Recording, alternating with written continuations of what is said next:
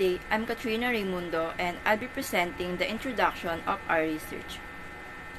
The ICC, established in 2002, prosecutes individuals for serious crimes such as genocide, war crimes, and crimes against humanity. Duterte's war on drugs from 2016 to 2022, which led to thousands of deaths, is under investigation by the ICC for crimes against humanity. This has sparked debate in the Philippines about the ICC's jurisdiction and its potential impact on the country's reputation and tourism sector. The ICC operates under the Rome Statute 1998, investigating serious crimes when national courts fail. Duterte's administration's war on drugs, linked to state policy and resulting in thousands of deaths, is under scrutiny. Amnesty International views the ICC's investigation as a milestone for human rights, with significant political and reputational consequences for the Philippines, particularly in tourism.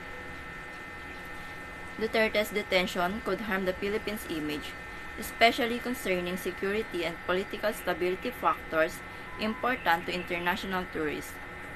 This study explores how his ICC detention might impact the Philippine tourism and hospitality industry, considering both economic and reputational effects. This research is crucial for understanding how legal and political events influence tourism. It will inform government officials, tourism businesses, and local communities about the potential risks and strategies to safeguard the industry against political instability, ensuring the Philippines remains an attractive destination.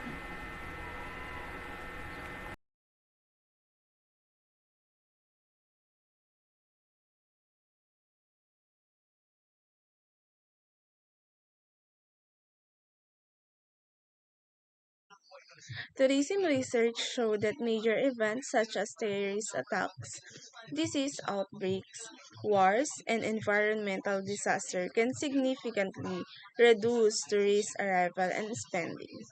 These disruptions cause serious economic damage to tourism industries, while much attention is given to the events themselves. Government failure, such as poor decision making or lack of response, also play a critical role in worsening tourism decline. According to Winston, 2006, weak governance can turn a crisis into a long-term problem. Similarly, Smith et al. 2009 found that violent incidents create fear among travelers, further harming the tourism sectors. In March 2025, former Philippine President Rodrigo Duterte was arrested in Hong Kong under an ICC warrant for crimes against humanity, making him the first president formally charged by the court.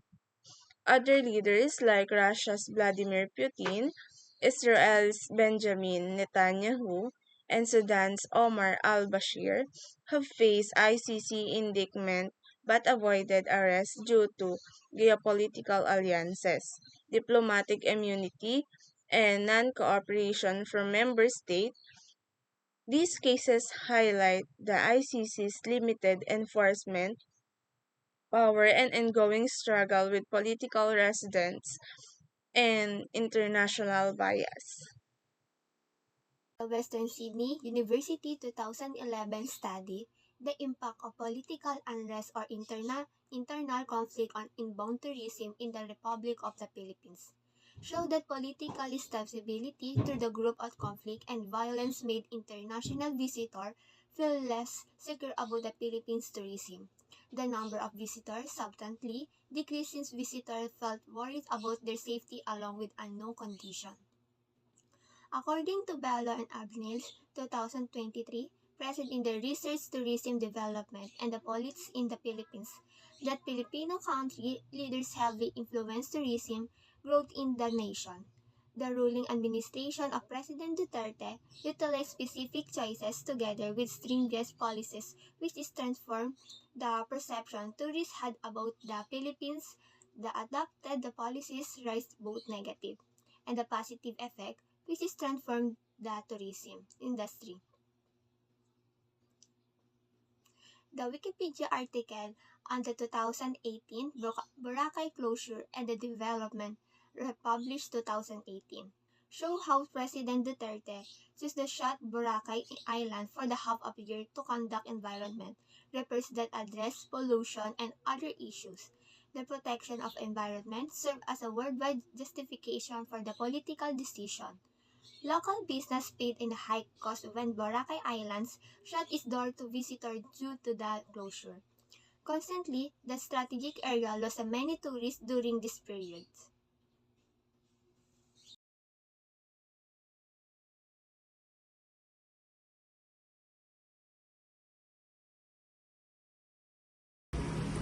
This study will use qualitative analysis by examining non-numeric data, such as news reports and expert interviews. It will analyze newspaper content to explore public sentiment, international responses, and media portrayals of Duterte, connection to the ICC.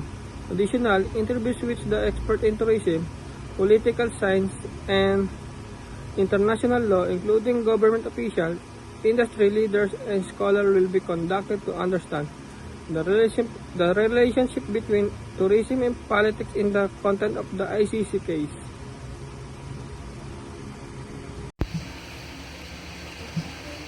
For data collection, the research will gather information from several key sources. For government reports, official documentation from the Philippines government that includes economic reports and tourism statistics related to Duterte's case and its effect on the tourism sectors. For tourism industry data, statistics from the Philippine Statistic Authority or PSA and Department of Tourism or DOT regarding visitor numbers and overall tourism performances during the ICC case developments. For the ICC updates, information on the International Criminal Courts or ICC, legal case public statements, and international reaction will help establish government perceptions of the situation.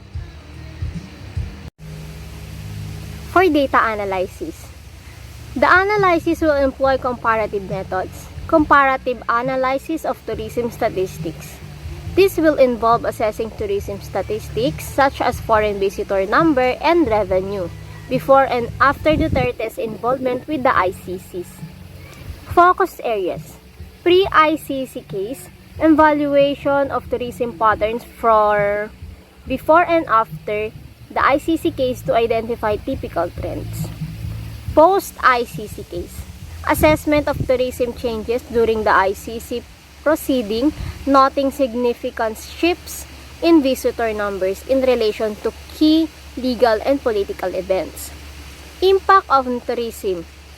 The analysis will also consider changes in tourism numbers, decreased tourist confidence, and altered perception about safety and government stability.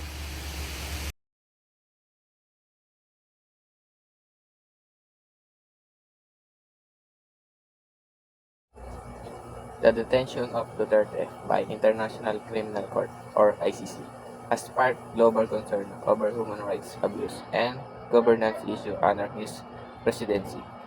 This has led to a deterioration policy image hindering tourism foreign investment.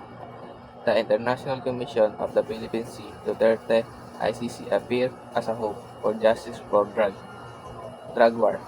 Casual, however, report suggests that the arrest of Duterte has generated fake social media profiles to manipulate public perception. International tourism is negatively impacted by political instability and negative publicity from the International Criminal Court case.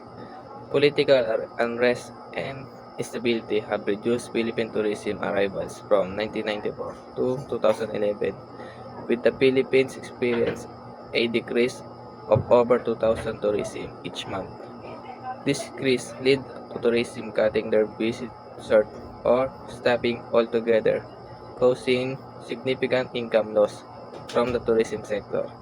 tourism now prioritized to avoid country involved in legal and political disputes, such as the Philippines under ICC investigation. Effects on local hospitality businesses. The decline in international visitors has severely impacted the Philippines hospitality industry, including hotels, airlines, and travel agencies, leading to lower occupancy, reduced bookings, and decreased income. The COVID-19 pandemic and natural disasters like typhoons and volcanic eruption have worsened the situation, causing significant revenue losses and job cuts.